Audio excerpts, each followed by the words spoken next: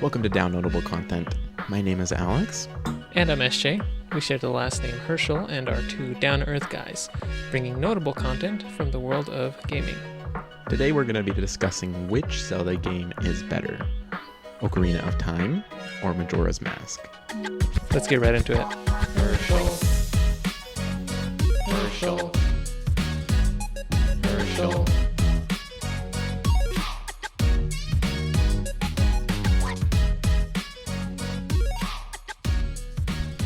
How you doing today? I'm pretty good. How are you? Good. Tired. It's been a busy week, man. So Yeah? I had two different classes assign essays that, like, on top of the normal workload that we already had. And then for another class, we had a big group presentation today. And the week leading up to those presentations is just always pretty packed. And so, like, had everything that was normally going on, plus that, and I'm still, or not still, but last week I had a nasty throat virus that really sent me for a loop, and You had that for quite a while, didn't you? yeah, so it's just been like, the last like 3 weeks have just been, there's always something, you know, so, but now that it's done, looking forward to the weekend and being able to take it a little easier, I hope, but yeah. What are you presenting in class?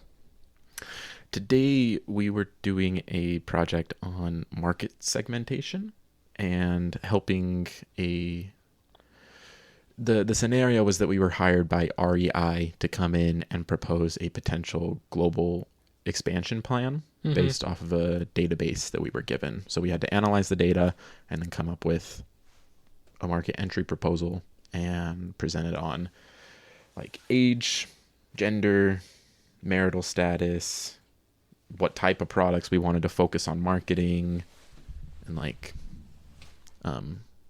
the method of sales too. Like, did we want to set up brick and mortar stores? Did we want to focus solely through social media? Did we want to go through like a web platform? So it was just kind of a lot of that kind of stuff. All you business students or entrepreneurs will understand that. That actually sounds really interesting, but it's a lot of work to prepare, I'm sure. Yeah. But made it through. We're good. But what have you been up to recently? So maybe this isn't the episode to talk about, you know what? You know, the stuff over there, the little thingy I've been working on. So I got that all set up. I'm insured. Oh man, there you go. I'm licensed. Wow. All set. Passed all the tests. After that, I think people are going to have one of two options that they can think of what you're talking about. You can figure it out, right? You guys are smart. Yeah. You got it. If somebody can guess what I'm talking about, we'll talk about it. Send in your guesses. I want to hear what all you came up with, because I did have like two different options go through based off of that interpretation, even though I know what it is. So I want to hear what you guys have to think. And if you can guess it, we will send pictures on our socials so you can see it. Yeah. And we'll mention you on the post too. We'll say, so-and-so guessed right. Blah, blah, blah, blah. And you have to guess it. You can't be, because I know some of you already know, right? Right, so we'll some monitor of you that. I talk to a lot, so if you already know, we're not going to count that. Yeah. Whoever that doesn't know, that guesses first. We'll shout you out. But we still love you. We still love you. Of course. We love you anyway. Yeah. Of course. Well, ladies and gentlemen, we are very excited for today's episode. This is an episode that the idea for this originated pretty much near the very beginning. The very beginning. This was one of the first ideas that we had come up with, and we had a lot of confidence that it would be a very, very good episode, very compelling and interesting to listen to. And so we've kind of waited so that we could develop our ability as podcasters, and then also just trying to find the right time for it. And we think that it's time to bring it to you. So we hope that you're really, really excited to hear it, because we're really, really excited to share our thoughts with you today. I seriously believe, at least hope, that this is going to be one of our best episodes. and we wanted there to be a decent number in our audience that would hear this, right? And then also put it out at a time where, it would be interesting for somebody new to come in and start listening to our podcast. So, and the topic is Ocarina of Time versus Majora's Mask. And we are basically going to be debating which game is better. Mm-hmm. So I just want to put out a disclaimer, first of all, that we love both games. Do you not love both games? No, keep going. Okay, we love both games. At least I think. I love both games.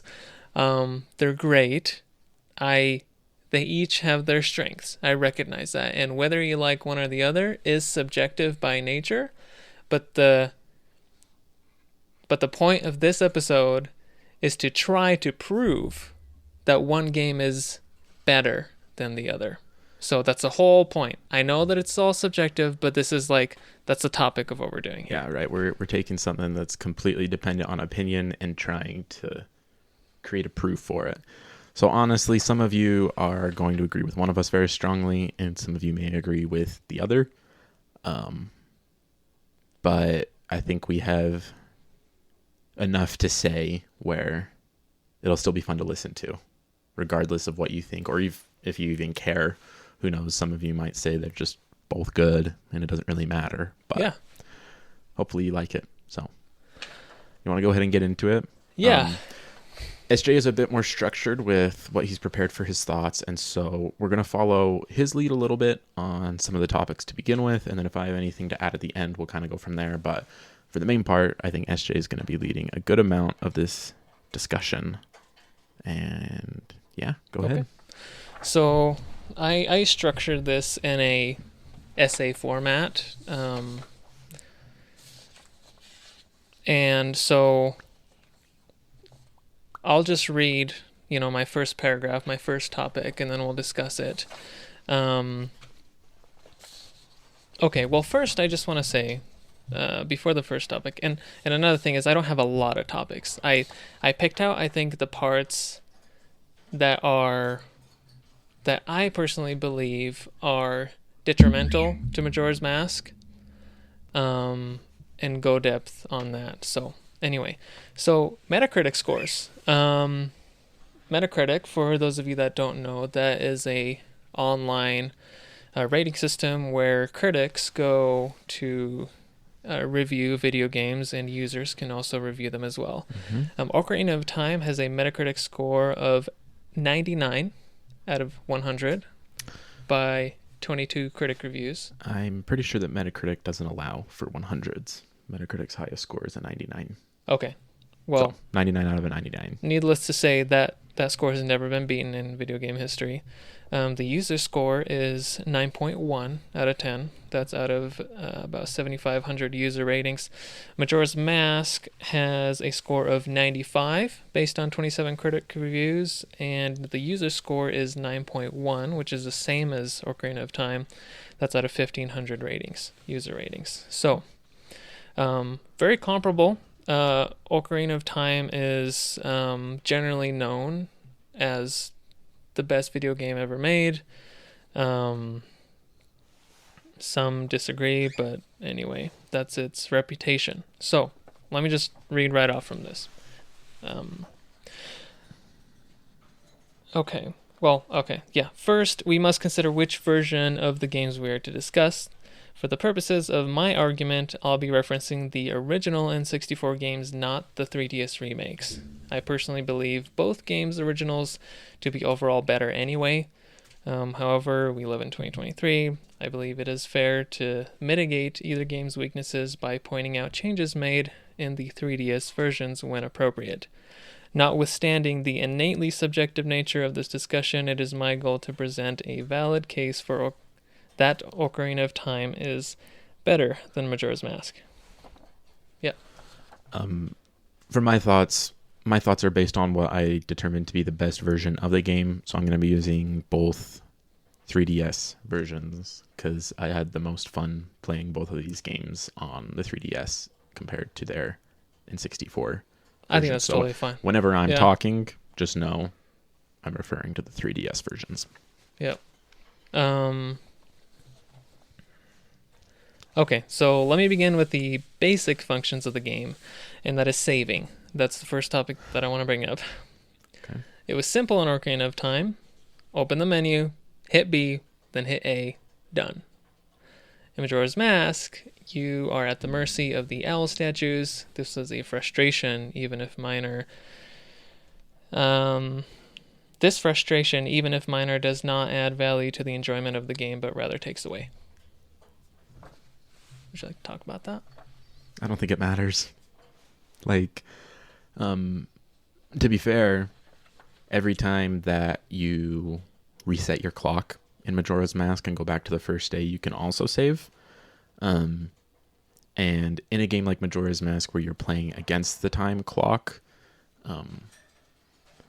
in my mind, it doesn't really make sense to go through a playthrough without going through an entire loop, at least. And so I personally never had any problems with the save system because That makes sense. for my playtimes, every time I was ending a playtime was the end of a loop. And so I had the option to save. And I have heard that before. I've heard a lot of people struggle with the saving mechanics, but I think in my experience, it's just nothing that I ever thought about and was like, wow, this really sucks. Like I just didn't have too much of a problem with it personally, but That's fair. I'm okay to leave it at that for now. There's some other topics that are that's gonna loop back Okay. to that a little bit. sounds good. Okay, next paragraph. Exploration is more enjoyable in Ocarina of Time. This is a shame in my opinion because Majora's Mask world is truly unique, but it is hindered by the core mechanic of the game.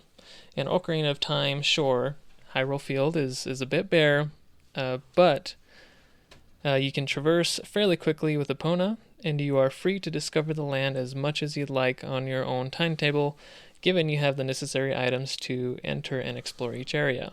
Conversely, Majora's Mask literally rushes you through the game. There is a ticking time bomb constantly reminding you that you need to hurry up.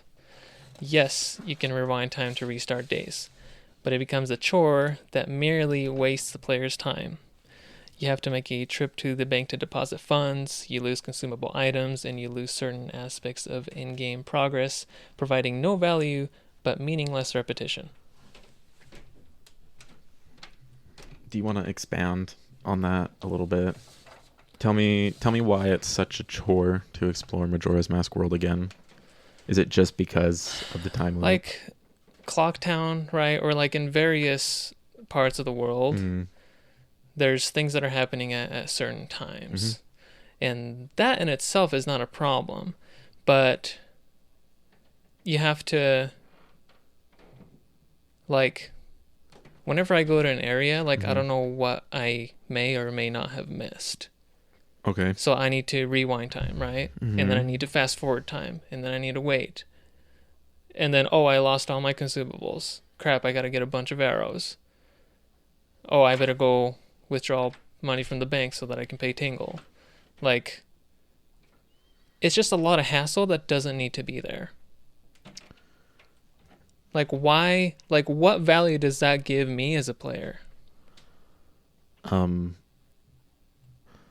So I'll talk either later in the episode or at the end about why I think the time loop actually helps Majora's Mask's world as a whole. For consumable items and rupees, I can see the frustration. However,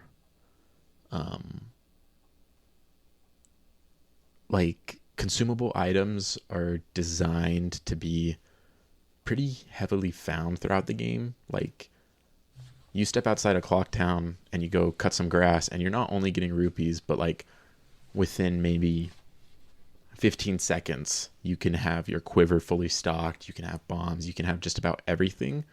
The game supplies you a lot of those pretty generously because you lose them all when you have to reset. That's fair. Yeah, it does. The bank can be a hassle, but I've also like in my experience, like I've never had a need to spend a lot of money in Zelda games, except for in Breath of the Wild when you have to buy armor sets. But Mm-hmm. like, I don't know. I always felt like I had way more rupees than I needed, and so the bank was also something that never. You never use the bank? Not that I didn't use it, but it never bothered me because I could just unload all the rupees that I had until I actually needed them. And then when it was like, okay, it's time to go buy the upgrade to my quiver, well, I need to reset the day, and the bank's right there. Grab however many I need, however many I have left, and go and buy it, and it's done. And so it was just never, again, like No, I never struggled with it. It was yes, never yes, a yes. Yeah. detriment to my experience. So, Just one more disclaimer out there. I'm going in really hard on this. Like, I'm taking unnecessary jabs. I'm gonna take every jab that I can get, for content. So there's no contention here. I just want to throw that out there. oh no, yeah, no. Um, We're just good. know that we're totally cool. We're good. Right? This is We're the point of vibing. the episode is We're to vibing. debate. Yeah. So I totally get that, but and it's not a huge deal, right? But But it is something. But what value does that provide me, right? Like, yes, it's easy to restock. Yes, it's easy to deposit the rupees and then take it out when you need it. Yes, I never really had issues having enough rupees, but that's because I made the trips, to the bank over and over and over to deposit. So like why does that hassle need to be there? Like, why can't we just hold on to our consumables when we hold on to our masks? How does that make sense? That's fair. I think for me, the way that I've always seen it is the nature of the game, and I'll talk a lot about this when I talk into the story of Majora's Mask and the world building that you find in Termina. But I mean, if you were to go back in time, right? Say you're reliving these same 3 days, like you're physically moving backwards in a timeline, right? Like if I were to time travel back to, I don't know, when I was 10 years old, I wouldn't have this coat. I expect to have this coat. And with how the masks work, I find the masks to be highly symbolic of the hero's journey. And while they are physical items in the game, I think they're more representative of memories and experiences. And if I were to go back in time to when I was 10 years old with the mindset that I have, I would still have all those memories that I have, right? Like my brain would have that in my mind if I was transported back. And so I've always kind of looked at it that way, where like why certain things you keep and other things you don't. And That's of course a cool it's still philosophical way of subjective, looking at right? it. Because Yeah. you gain, for example, right, you gain the bow, but you don't lose the bow. You don't have to regain the bow every time loop. And at that point, it really is a sense of, okay, well, we can't have them lose everything at the start of the loop. Like it's just, it's not conceivable as a gaming mechanic. And so I think they've taken it to the limit where it worked for what it is. I mean, it's a balancing act, right? They couldn't take away everything. They took away just enough to, I guess, give you the sense that you're going back in time. But I just think it's one little chore that is added to the gameplay that's not necessary, and it doesn't really add anything for me. Fair enough. Okay. So that's like kind of going back to it, like it's exploration. So I think like the worlds in Termina, the different regions, I mean, they're more fun to explore than Ocarina of Time. I think there's more to be discovered there than Ocarina of Time. I just wish that I could explore them at my own leisure like I can in every other game. I don't like it's so time consuming if I want to try to find every little thing that there is to discover there because of that time mechanic, right? Okay. Okay. Some of this stuff we've already talked about, but bear with me. This leads into my next topic, which is time. Ocarina of Time included time travel mechanics, allowing you to travel between a 7-year time skip. This is executed beautifully, incorporating dungeons and mini-games that require you to travel back and forth to keep things fresh. This also contributes to world building, allowing you to observe the devastating effects of Ganondorf's reign on the land and people. Time travel in Ocarina of Time provides fun gameplay and pacing throughout your adventure. Majora's Mask takes this feature and turns it up to 11 for the worse. In Majora's Mask, time travel is now a chore, kind of like what we were talking about. A mandatory barrier with many layers, which must be overcome to enjoy the game's beautiful world, quests, and characters. Slowing back time, turning back time, waiting, restarting the day because you missed that one event. Again, wasting the player's time with meaningless repetition. A game that does not respect the player's time will struggle to earn my respect. Okay. I guess we already kind of covered it. I just disagree with the point that Ocarina of Time's time loop is a chore because Majora's right. Mask. Well, yes, thank you. In Ocarina of Time, right, you go forward 7 years and you see what Ganondorf has done, right? World's in disarray. It's a mess. You can see, oh, like as a hero, when I was a kid, I failed. I didn't do what I was supposed to do. I wasn't able to stop him. Yeah. And that's really, really well done. It's really, really well done. When I look at Majora's Mask time loop, what I see is that Nintendo created a world where you can follow a character from dawn of the first day throughout their entire 3-day journey until that moon is crashing into Clocktown, and each of those characters has a unique set of actions and life. And so for everything that the time loop or the time travel does to build the world in Ocarina of Time, I feel like it's a bit more vibrant and kind of presented to the player in Majora's Mask. So again, I don't see it as a chore or as repetition, but as like truly understanding that Nintendo created like a living, breathing world where you can see all these people as individuals and not just NPCs. So again, I guess just a difference in opinion between how we view it. But that's totally understandable. Yeah. And it's just the way that it's executed that I have an issue with. So it's like the quests themselves and everything, they're amazing. I mean, Majora's Mask has some of the best side quests in gaming, period. It's just I think the journey to get there, like,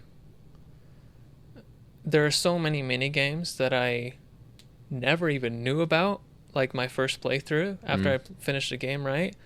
And then like now that I'm an adult, you know, I hear about all these like different side quests and stuff, and I'm like, oh, I never did that when I did my first playthrough. Like, oh, I didn't know that was there. I didn't know this was there. So like a lot of those things are behind an inherent barrier because of the game mechanic, to where if you don't know about those things, like you can't really discover, it's difficult to discover them in your first playthrough, right? Like unless you happen to be in that place at that right time and talk to that right person to start that quest. Yeah, that definitely does happen.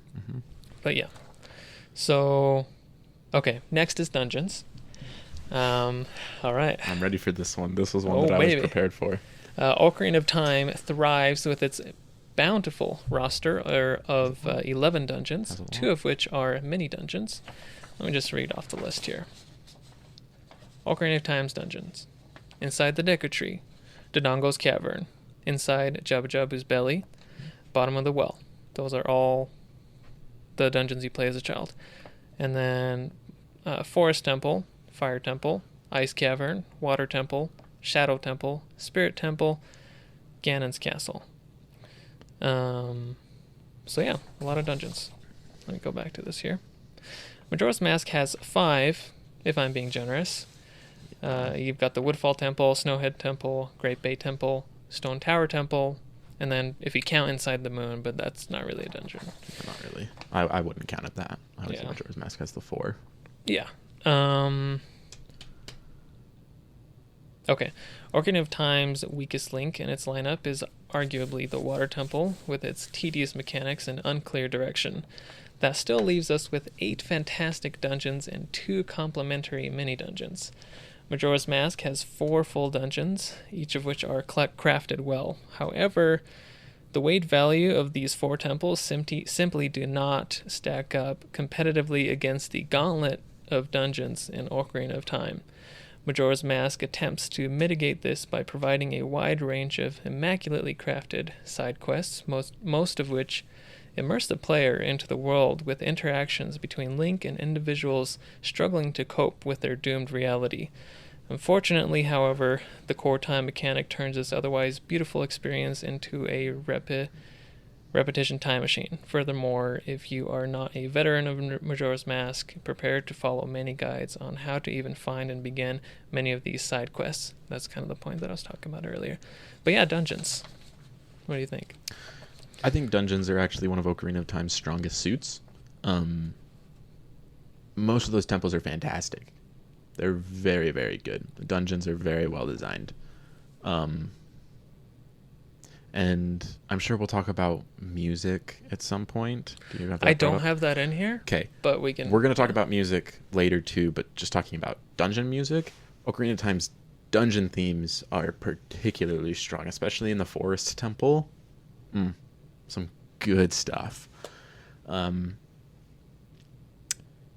But I think we talked about dungeons recently in another episode, and I mentioned that dungeons have to be very, very good. They can be very hit or miss. Mm-hmm. Ocarina of Time has Inside Jabu Jabu's Belly, which I despise playing through. And that's not one of my favorites either, I'll be honest. The Water Temple, is tedious. It's just all the water stuff. Right? Don't really like it. The water dungeons are not great. They're just not. But on the flip side, you do have Inside the Deco Tree, which is fantastic. Jumping through the spider web in the middle is great. Super cool. Dodongo's Cavern is a great dungeon. I really like the Forest Temple. I really like the Shadow Temple. They've got some very, very good dungeons. But those 2 other ones are something where I'm like, don't really like those. Majora's Mask has 4 incredible dungeons. I love playing through all of them, including the Great Bay Temple, which a lot of people dislike, but I think the Great Bay Temple is possibly the best water dungeon ever made in a Zelda game. I think it's better than both of the water dungeons in Ocarina of Time. I think it's better than the Water Temple in Twilight Princess. Wind Waker doesn't really have a traditional water dungeon. I do agree with that it's better than the Twilight Princess one and both in Ocarina of Time. I think it's fantastic. Yeah. Stone Tower Temple is one of the best thematic dungeons that Zelda's ever done, with the Tower of Babel symbology that they use in it. I think that's really cool. Stone Tower is great. And so I guess it kind of depends. Since dungeons aren't a crazy deal for me, I look at it more of, is there any of them that make me want to stop playing the game? And Ocarina of Time has a few of those, whereas Majora's Mask doesn't. However, Ocarina of Time has some very, very good dungeons that are still fun to play through. After multiple playthroughs of the game, they're still really, really good. So it is a very strong reason that Ocarina of Time has held up as well as it has. Yeah, and I guess that's like...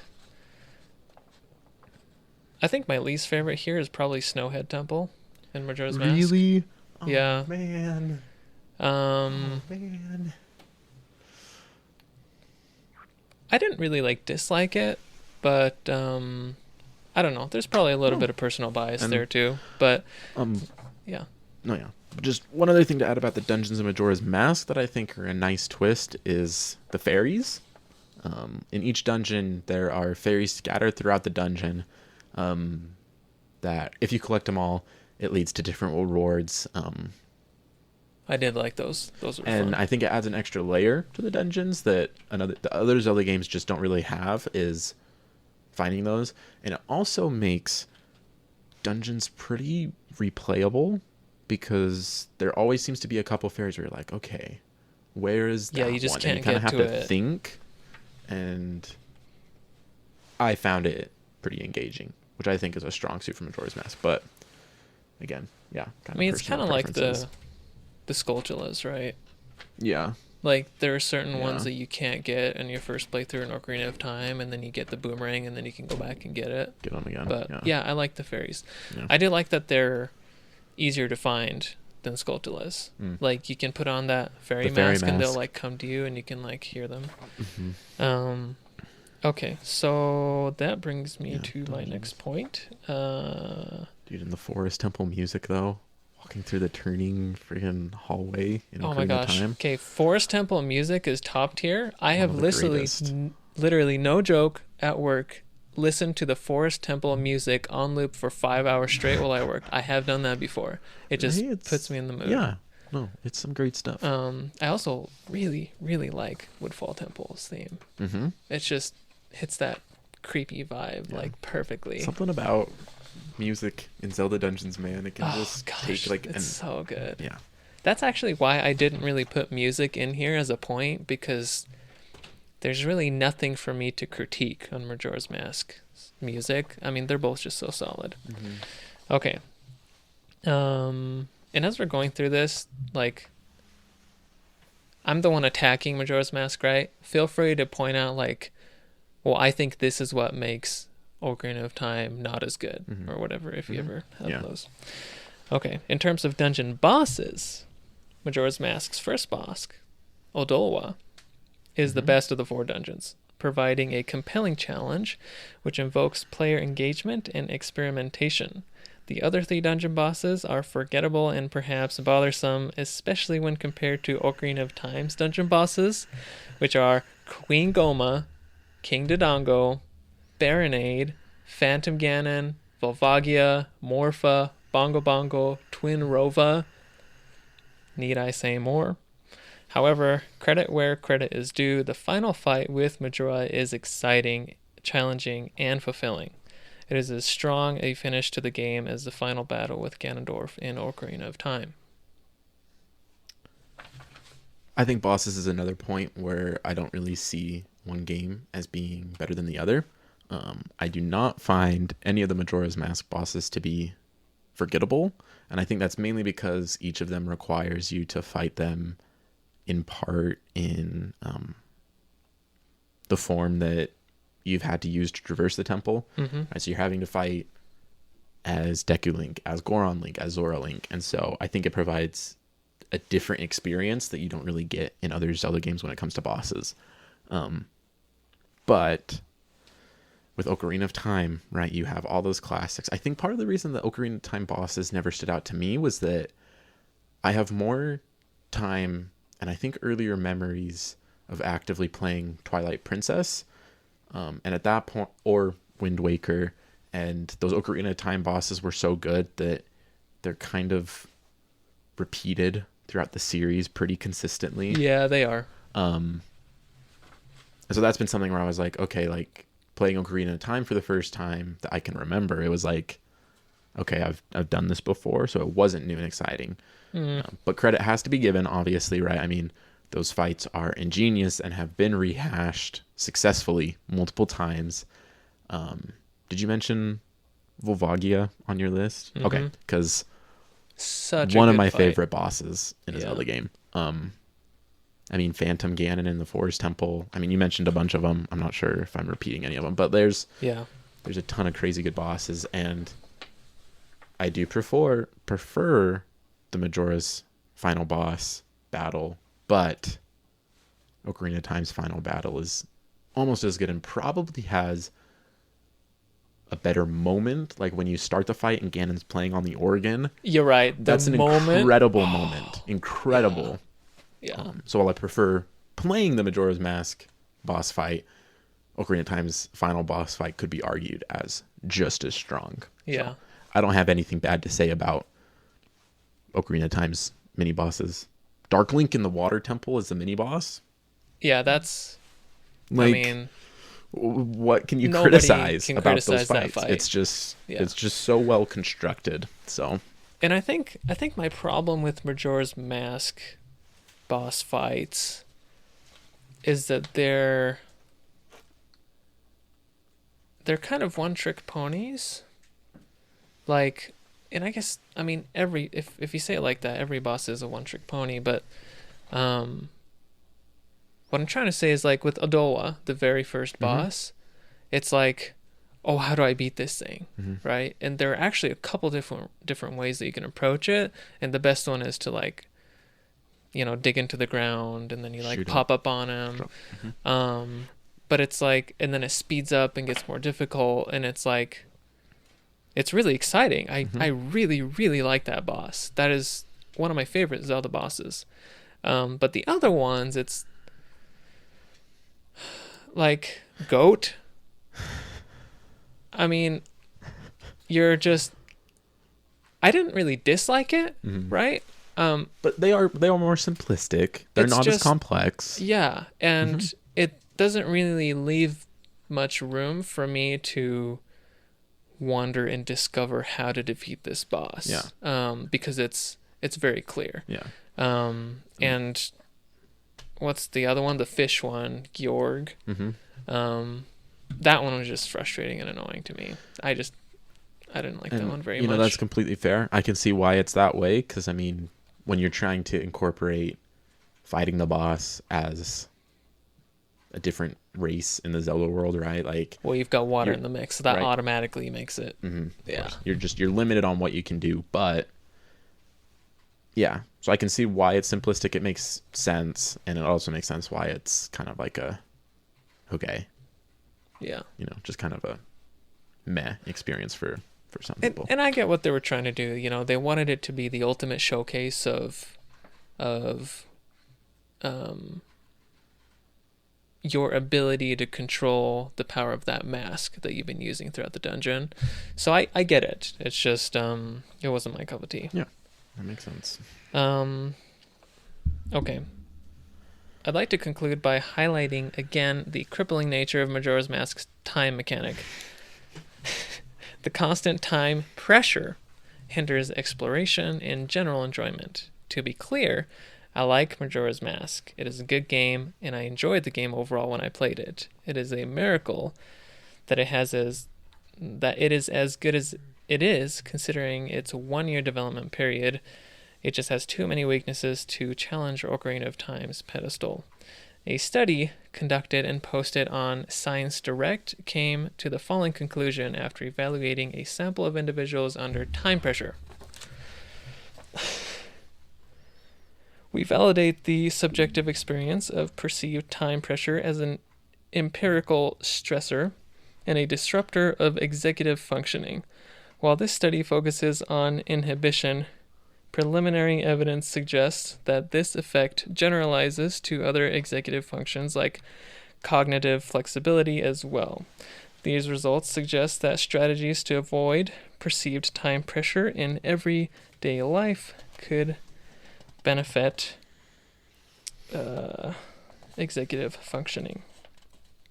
Time adequacy was related to high academic performance in college students and improved task-oriented behavior in employees. Similarly, these results emphasize the importance of interventions to lower stress as a way to promote executive functioning. This may sound dramatic, but it illustrates my point that constant time pressure is a hindrance to enjoyment, and that time mechanic leads to meaningless repetition. That is not the kind of replayability that I enjoy. So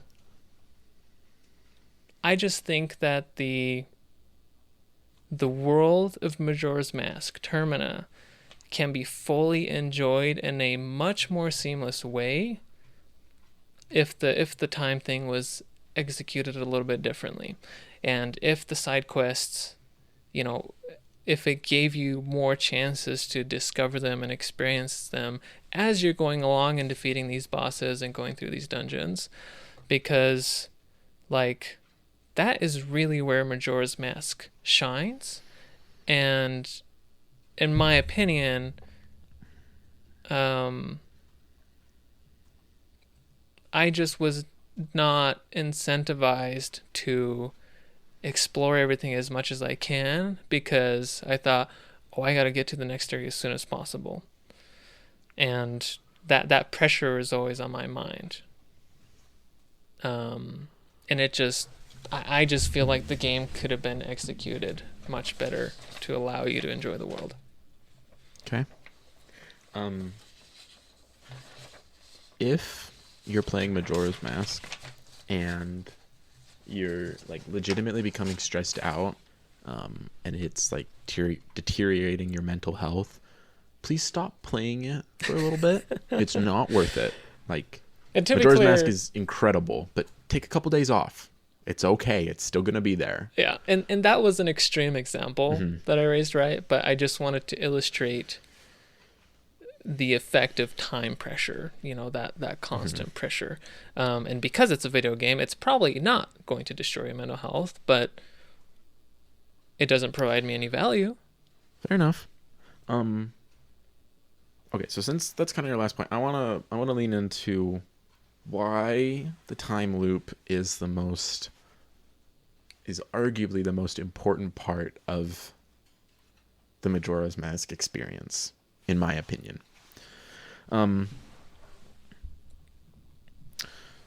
Monday morning, you wake up and you go to work, right?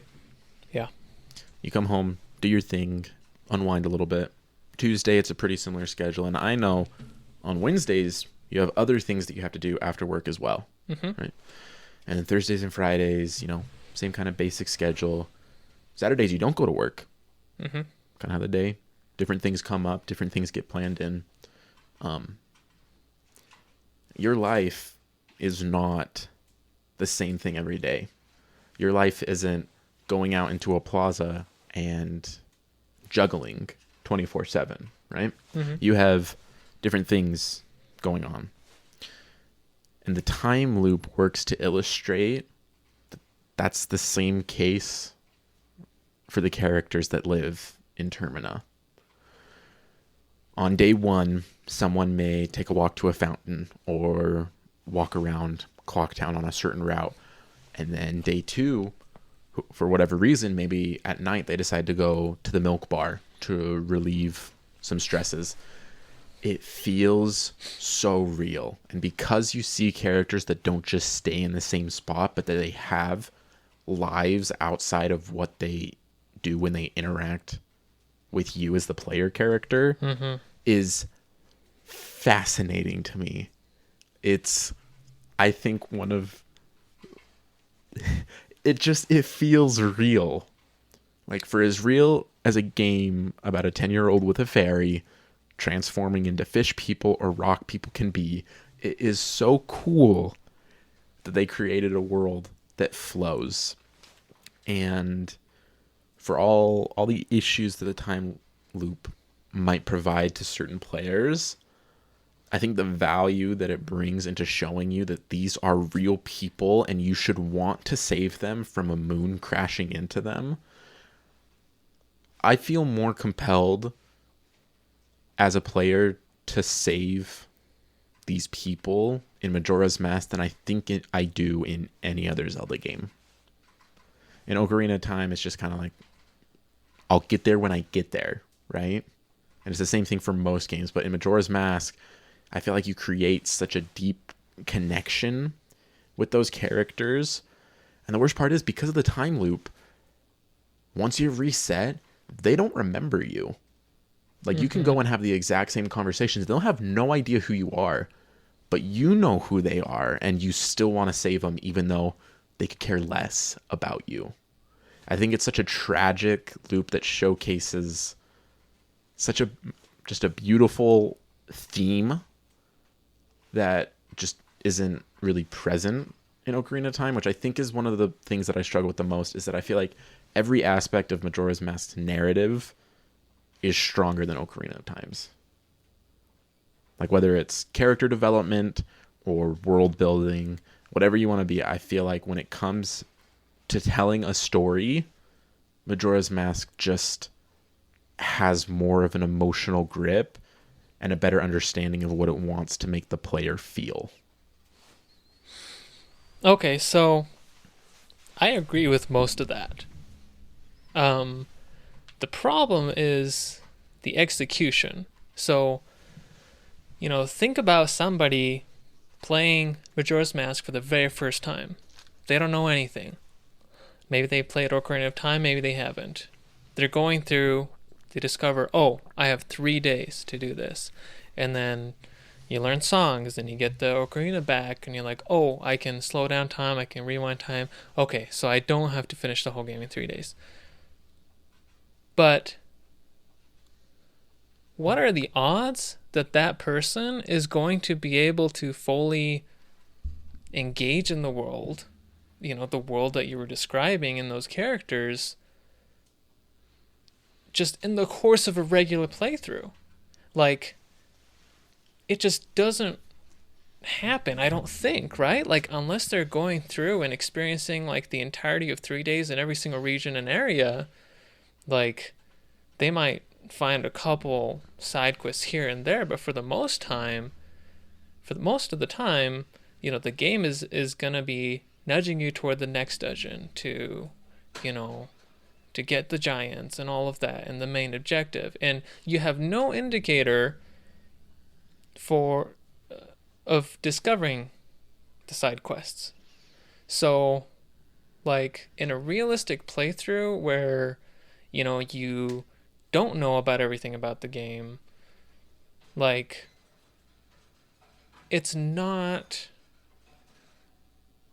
you're not really going to be able to fully experience it for what's actually there.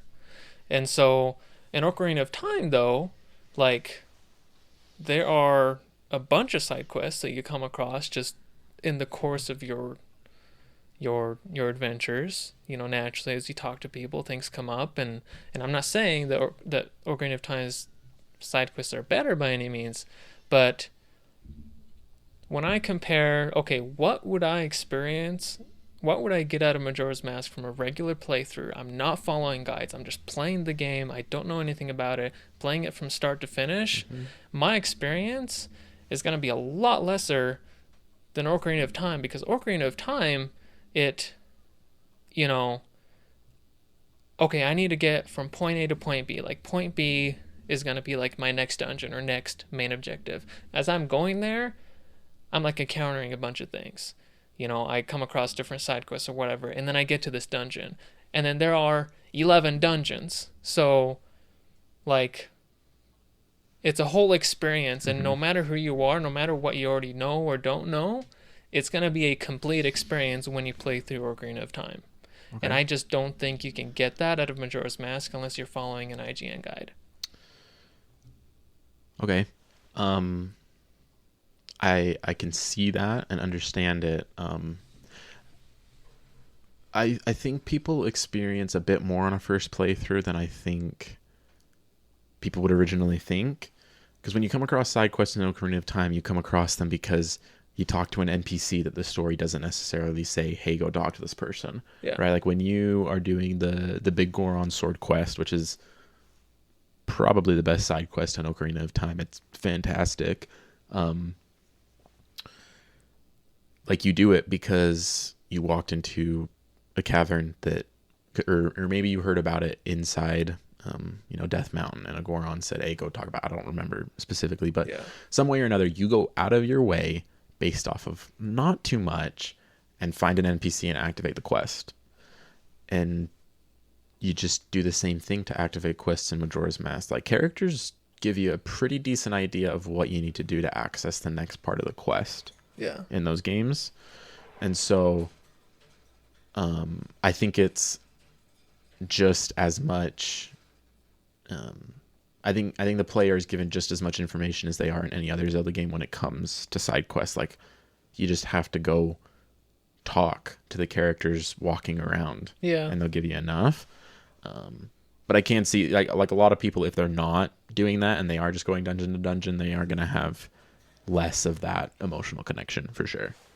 And there is a lot of that Mhm. for sure, where characters nudge you in a certain way to talk to somebody to trigger a quest, but like then like the whole time thing like comes into play, right? Like with certain quests, there's like a lot of back and forth Mhm. with the time, and it's like I can't just do it. There's always that that fence that I have to climb over and over to do it. And like I just feel like if the time mechanic was tweaked a little bit, What I would like it a lot more. What would you want the time mechanic to look like? Because, I mean, in a Majora's Mask loop, once you learn the Song of Inverted Time, which you can do immediately after your first loop, your loops can last 2 hours. In like real world time, you can have 2 hours to go through a loop, which I feel like is a lot of time to do stuff. Right, by learning the Song of Inverted Time, you slow it down. You have 2 hours to do your thing. And so for me, that was always a good amount of time to make good progress and feel satisfied with it. But what would you want the time loop to look like more, so that you still have the emotional consequences that go from reliving the same 3 days over and over, and having all the good things that are brought with the time loop while easing some of those concerns? What would you want it to be? So, one, I wouldn't want to lose consumables, but that's the least of my problems. Okay. Don't make me wait for time to pass. That's terrible. Can I pause you there? Like, waiting for what? Like certain time to come so the clock tower opens up or whatever. Like it's why? And like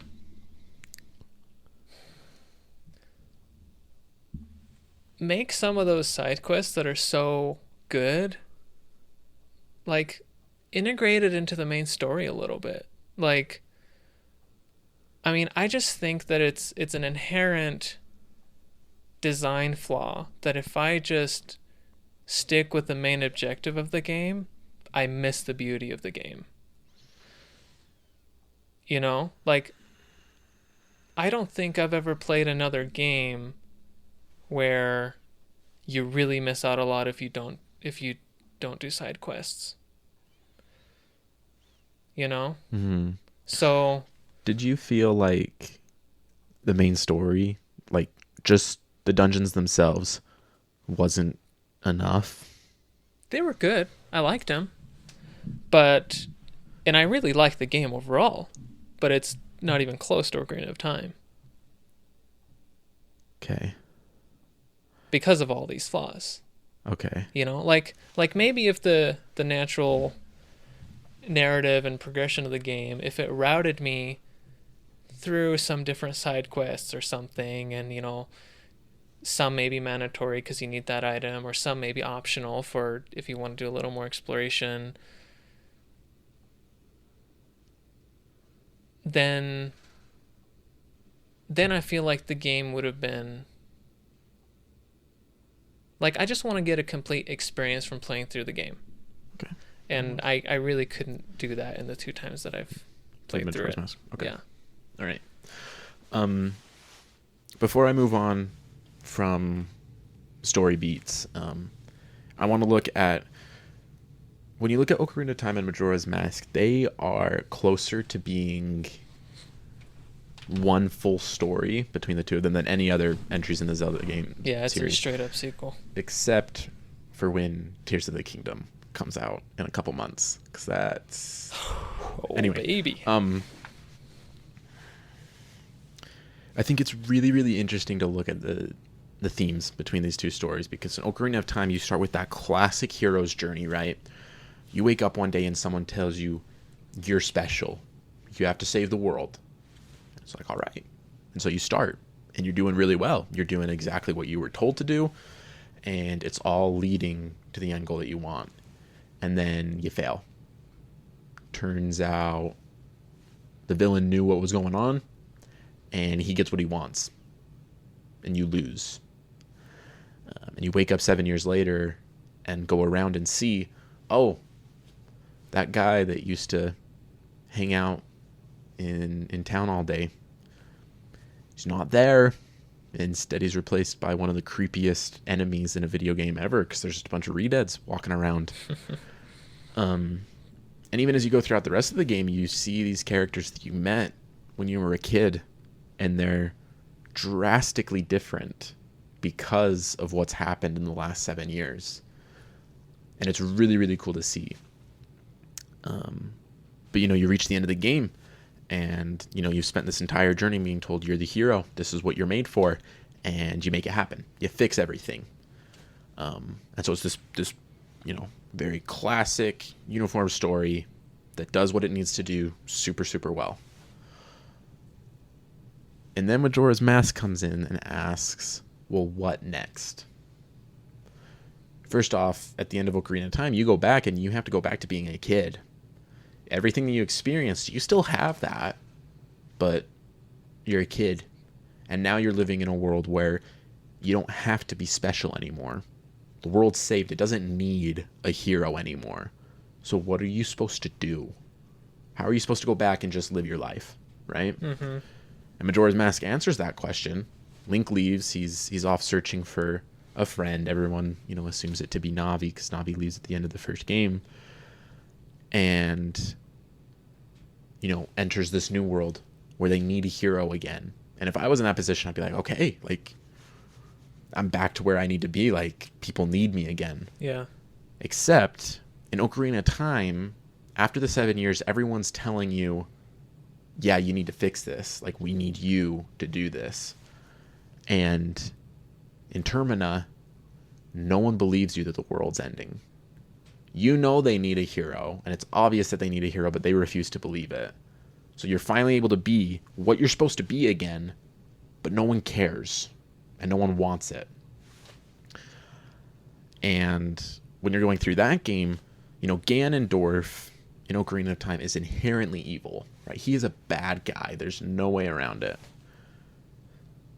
But the villain that you mainly encounter in Ocarina of Time is a little kid who didn't get to hang out with his friends and was manipulated by an evil god. And so that brings in a whole bunch of emotions of manipulation and just devastation of, okay, well, I have to stop this kid, but he doesn't even recognize, or he's been so twisted and warped that it's not really him anymore. And your resolution is going around to a bunch of temples, cleansing them, so that when that kid makes a really big mistake and tries to destroy the world, his friends are the ones that has to help him realize what he's doing is wrong, right? Those giants come and stop the moon, and after the game, you see that those giants have that conversation with Skull Kid, and it's just this beautiful resolution. And so I think when you look at the two games as a whole, the stories are so interconnected, and you don't have Majora's Mask and what makes Majora's Mask story so intriguing to me without what happens in Ocarina of Time. And so I guess that's not really, I'm not arguing that one's story is better than the other, because you can't have, I guess you could have Ocarina of Time without Majora's Mask, but regardless, both stories are fantastic. They complement each other. They just work as a part one and a part two of that version of Link. And it's really cool. So you should play both these games if you haven't, 22 years after the second one was released. Yeah, please play these games. We've discussed side quests, and I don't care tons about side quests, but it is one of the strongest parts of Majora's Mask, and it's something that Ocarina of Time isn't as focused on. They have definitely more of a focus on those dungeons, and so that's just kind of, again, another preference thing. Majora's Mask has some really good side quests. You should do them because they're good. Like the cafe. And honestly, quest. I was kind of being facetious earlier, but you should look up a guide and do the side quests. I would. I mean, where else do you get to play a game where you get to dance with women on a rock in the middle of the night with a weird mask with their like master's head on it, and then you put it on later and you can just do that dance again. Or march around with a bunch of little chickens following you around, and then they grow into full chickens just by putting a mailman's hat on. I think my favorite side quest in Majora's Mask was the ranch, where they get invaded by aliens. Mm-hmm. That was probably my favorite, and it is heartbreaking to see the state of the place like on the last day. Really sad. I seriously, it was like a tearjerker when I was playing through that my last time. Mm-hmm. It's some good stuff.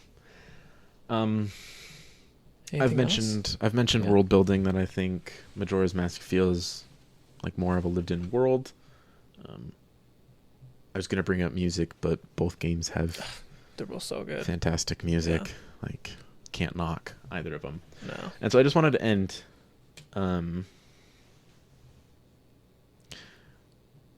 If you had to describe in 3 words for both games what emotions you feel when you think or play the game, what would you say? What emotions I think when I so when you think of Ocarina of Time, first 3 emotions that come to your mind or that you feel. Oh gosh, that's hard. Let me think about that for a second. And I'm going to ask you for the same with Majora's Mask. Okay, for Ocarina of Time, I would say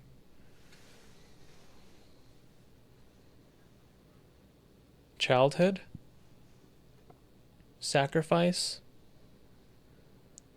and excellence. And for Majora's Mask? Poop. No, just kidding. He loves this game, guys. Remember, he said. Connections.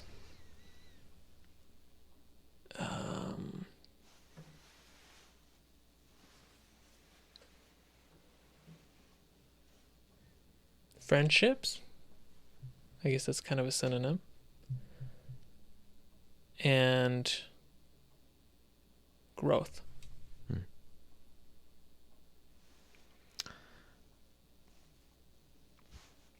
These are some special games. That's why we're talking about them. You feel these kinds of things when you play them. Like when I think of Ocarina of Time, it's like duty.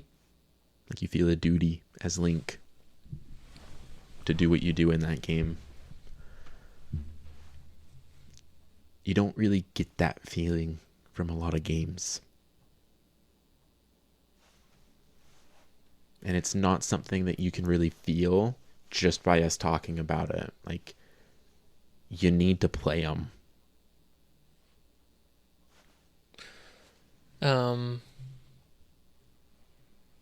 would also add to that the original N64 version, in my opinion, just the look of the world, the graphics, I think it plays better with the story. Just how the ambiance is, the lighting. 3DS is a lot more vibrant and the colors are more saturated and it's prettier, but the N64 is slightly grittier graphics, and like the fog effect in certain areas and stuff. It really contributes to that. So my personal opinion, if you have the choice between N64 or 3DS versions, at least for Ocarina of Time, I would 100% recommend Ocarina of Time. We play games because they make us feel things. One of us felt more positive playing Ocarina of Time, and one of us felt more positive playing Majora's Mask. Objectively, there might be an argument that one's better than the other. And at the end of the day, you play games because you want to feel something. Exactly. We'd love to hear what you feel about these games, what we've shared today, and your overall opinion. Did we share anything that helped you think about something from these games differently? Which game struck you more? What game, for layman's terms, is better? Thank you so much for your participation, and reach out to us about those things in our social media. All the links will be in the description below. And quick shout out again to Joshua. Thank you so much for your patronage and support. We love you all, and we'll talk to you next time. Bye-bye.